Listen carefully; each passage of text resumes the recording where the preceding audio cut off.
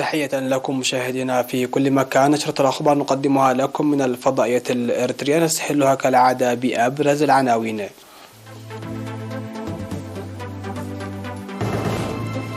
إصابة 31 مواطن بفيروس كورونا اليوم.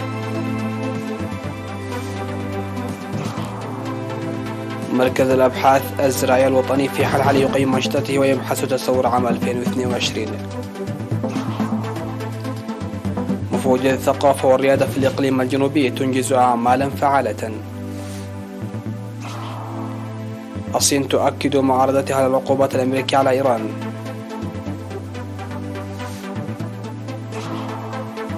هجوم إلكتروني واسع النطاق على مواقع حكومية أوكرانية.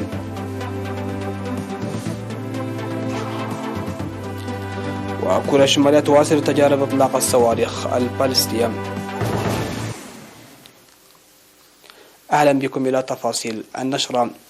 أعلنت وزارة الصحة بأن الفحوصات المخبرة التي أجريت اليوم في مراكز العزل والفحص في الإقليم الأوسط إصابة 31 مواطن بفيروس كورونا، وظهرت إصابة واحدة في مركز العزل و30 في مراكز الفحص، وهي في أخريا وقجرت وقدايف وأربعة أسمرة وسنبل وباشاول وسنيتا وغزباندا وعدي قنبلوم ومبادره، ومصابون قادمون من كرن وقلعلو ونفاسيت من دفر وعدائيح وليبان وتسنين.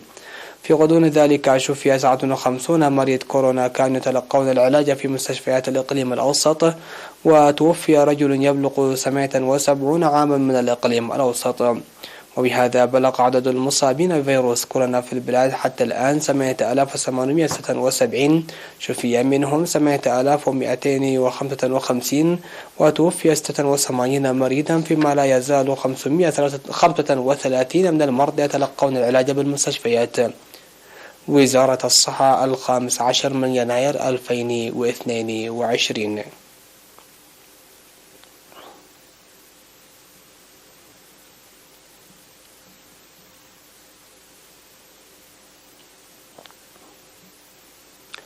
قيم مركز الأبحاث الزراعية الوطني في حلحل في الاجتماع السنوي المنعقد في 10 من يناير الأبحاث الزراعية المنفذة في عام 2021، وبحث تصور العمل في 2022. وأوضح التقرير بأن وزارة الزراعة كانت تجلب بذور محسنة من الخارج وتقوم بتجاربها عن طريق مركز الأبحاث الزراعية في حلحل، وتوزعها أيضا على المزارعين عن طريق قسم الإرشاد الزراعي بعد تلقيحها والتأكد من إنتاجيتها وسلامتها. وأشار التقرير أيضا إلى توزيع علف حيوان لوبين مستجلب من غرب أستراليا لتنمية العلف الحيواني الأخضر كما ونوعا، فيما حققت الأبحاث الجارية لزيت الخردل نتائج جيدة. وقد نفذت أبحاث تجريبية لبذور 92 نوعا من النباتات، حيث جمع 36 نوعا من البذور التجريبية من كافة أقاليم البلاد، 18 عين مائية و18 سائلة وصلبة وسماد طبيعي. وأفاد التقرير فيما يتعلق بالثروة الحيوانية بدء أعمال بحثية في تربية النحل وإنتاج العسل وتلقيح أكثر من 162 كيلوغرام يستخدم لعلف حيواني، ويجري العمل لرفع إنتاج الألبان بتحسين مشروع تغذية وإدارة الأبقار. وذكر التقرير بأن الأنشطة الجارية باستبات الأنشجة كالبطاطس والتمر والموز ظلت تسجل تطورا ملموسا، وقد تحقق هذا العام وخاصة في تنمية التمر وتنظيم الدورات التأهيلية والتدريبية للمزارعين والخبراء إنجاز كبير. وفي الختام أشار التقرير إلى أن الأبحاث الزراعية الجارية في نقاط وردات وقلوج وأكلالات وشامبيق وغيرها من النقاط تسهم بفعالية، وأن مشتل الأكلالات يستطيع إنتاج 75,000 شتلة، مما يدفع ذلك العمل جيدا.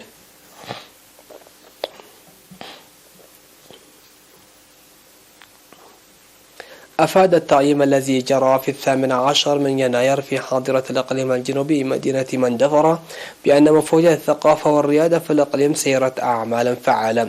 وقدم المدير العام لقسم الثقافة والريادة السيد أبراهام يوهانس تقريرا مفصلا أوضح فيه تعرقل الخطة الاستراتيجية الخمسية التي وضعت قبل سنتين بالتشاور مع الخبراء لتقوية الأنشطة الثقافية وذلك نتيجة لانتشار جائحة كورونا، إلا أن المهام المنفذة بالتركيز على الدراسات والدورات وتنوير الأعياد الوطنية كانت مرضية. وشهدت الأعمال المسيرة إعداد منشورات بحثية ترتبط بالتراث اللامادي والآثار القديمة، وتقديم دورات تأهيلية حول الإدارة والقيادة، وكذلك الدراسات الجارية للمباني الأثرية والموروثات التراثية. وقال السيد إبراهام فيما يخص برامج هذا العام أن تعزيز دورات الرقصات الشعبية وآلات موسيقية وإقامة فرق تقليدية وعصرية، وكذلك تقوية الدراسات البحثية وحماية الموروثات التراثية من أهم البرامج الموضوعة للتنفيذ، فيما تجري مساعي حثيثة لإقامة متحف إقليمي. وقدم الأستاذ هيل مريم قبر مدهن تقريرا واسعا حول الأنشطة الرياضية، ذكر فيه بأن الجهود الجارية لتسيير أنشطة رياضية بالتركيز على قاعدة أهلية حسب المديريات حققت نتائج جيدة، وكنتاج لذلك ظهر الرياضيون موهوبون في كافة المجالات الرياضية. وأوضح الأستاذ هيل مريم أن مفوضية الرياضة والثقافة نظمت دورات تأهيلية إدارية لرفع قدرات أعضائها، مشيدا بجهود الاتحادات لتنظيم مسابقات رياضية فاعلة. وذكر تطور مشاركة المرأة من عام لآخر، داعيا المديريات التي لم تمتلك البنى التحتية الرياضية الفعالة التركيز على المجالات التي لا تتطلب منصرفات كبيرة. وفي الكلمة الختامية التي ألقاها رئيس المجلس الشعبي بالإقليم الأستاذ والداي جابري، ذكر فيها أهمية دور الأنشطة الرياضية والثقافية لإنجاح البرامج الرياضية الرامية إلى تنشئة الشباب تنشئة جيدة.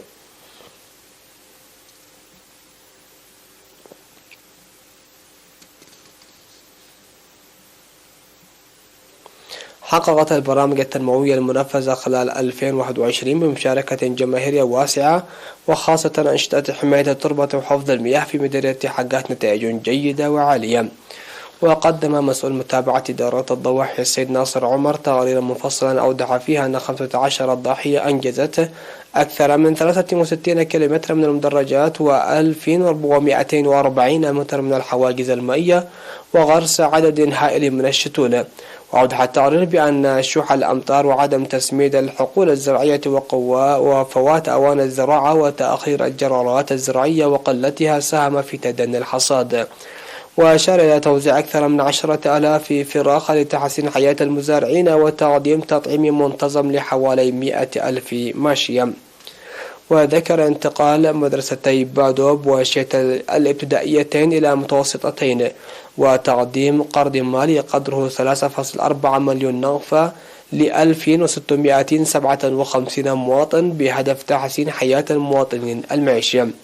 من جهته قال المدير التنفيذي للمديرية السيد تخلى عمارات موسائل بعد أن أوضح المميزات والسلبيات أن وزارة العمل والرعاية الاجتماعية قامت بتأهيل 60 من رعاية الأيتام وأسر الشهداء والمحتاجات، ودفع أكثر من 3.3 مليون نغفة لرعاية أسر الشهداء، ومساعدة 150 طالب محتاج عبارة عن مستلزمات دراسية.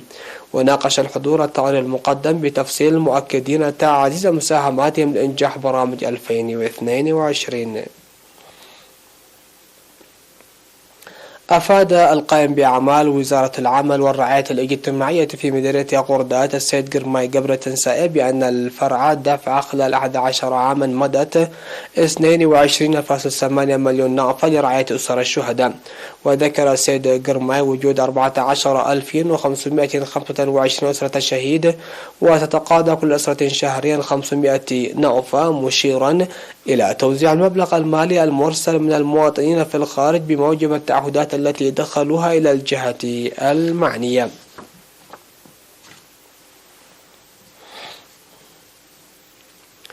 مشاهدين، فاصل قصير ومن ثم نوافيكم بالأنباء على الصعيد العالمي.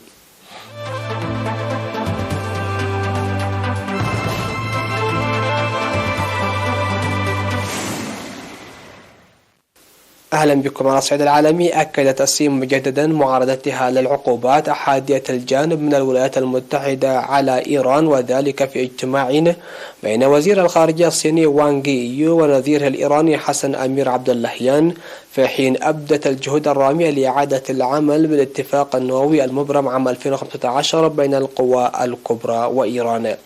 ومن المقرر أن يعلن خلال زيارته تدشين اتفاقية للتعاون مدتها 25 عاما بين طهران وبكين. وقال وانغ أن تتحمل المسؤولية الأساسية عن الصعوبات المستمرة مع إيران بعد انسحابها من جانب واحد من الاتفاق النووي في عام 2018. وأكد أن الصين تدعم بقوة استئناف المفاوضات بشأن الاتفاق النووي، لكنه أوضح أن الصين تعارض بشدة العقوبات أحادية الجانب غير القانونية ضد إيران والتلاعب السياسي من خلال مواضيع تشمل حقوق الإنسان والتدخل في الشؤون الداخلية لإيران والدول الأخرى بالمنطقة. وبعد انسحاب الولايات المتحدة من الاتفاق النووي، أعادت فرض العقوبات التي أضرت الاقتصاد الإيراني بشدة، وقالت إن شروط الاتفاق ليست كافية للحد من أنشطة إيران النووية وبرنامج الصواريخ البالستية ونفوذها الإقليمي. وتجري الولايات المتحدة وإيران محادثات غير مباشرة بشأن إمكانية التوصل إلى حل وسطي لتجديد الاتفاق وتبديد المخاوف من اندلاع حرب أوسع في الشرق الأوسط. وقال مصدر قريب من المفاوضات الجمعة أن الكثير من القضايا ما زالت دون حل.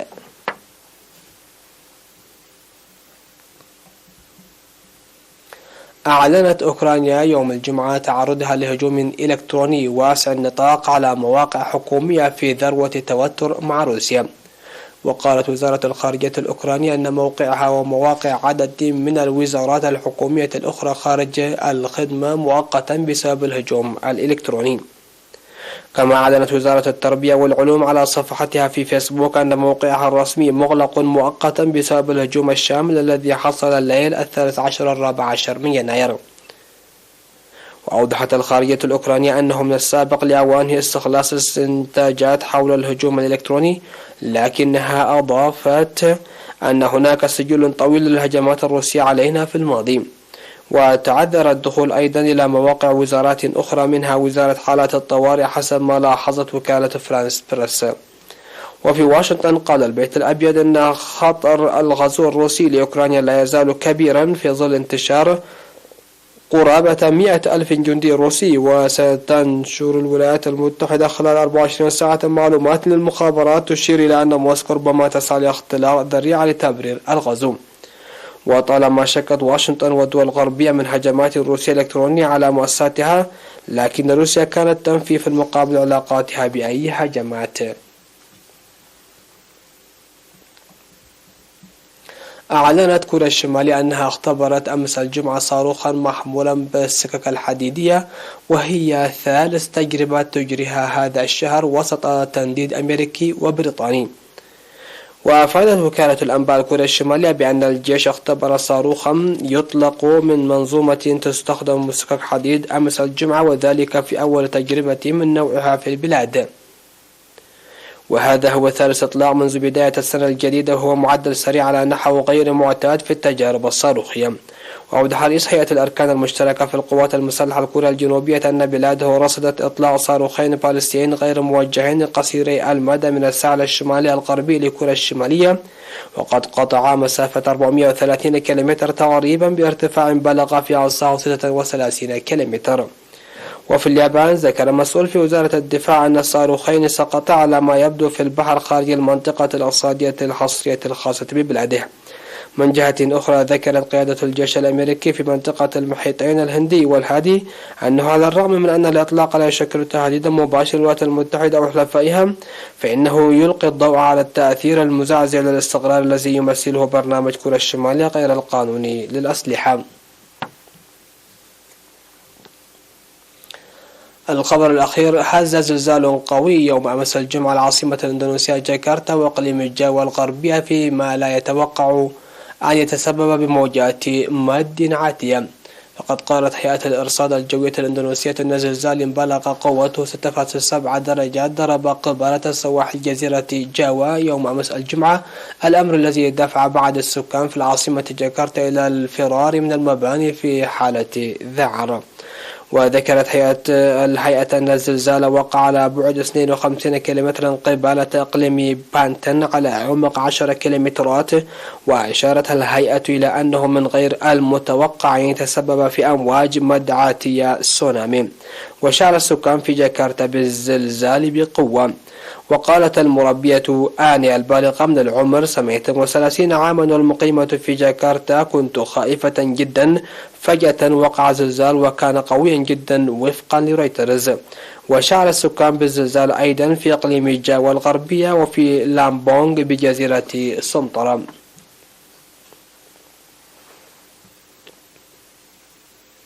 ختام النشر إليكم أبرز العناوين.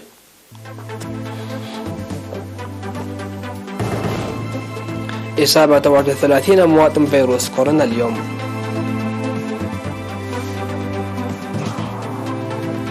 مركز الأبحاث الزراعية الوطني في حلحلة يقيم أنشطته ويبحث في تصور 2022. وفود الثقافة والريادة في الإقليم الجنوبي تنجز أعمالا فعالة. الصين تؤكد معارضتها على العقوبات الأمريكية على إيران.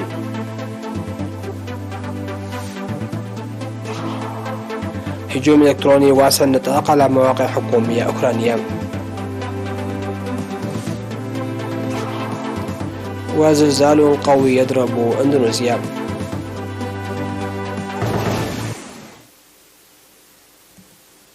انتهت النشرة، شكرا لحسن الإسماع والمتابعة، والسلام عليكم ورحمة الله.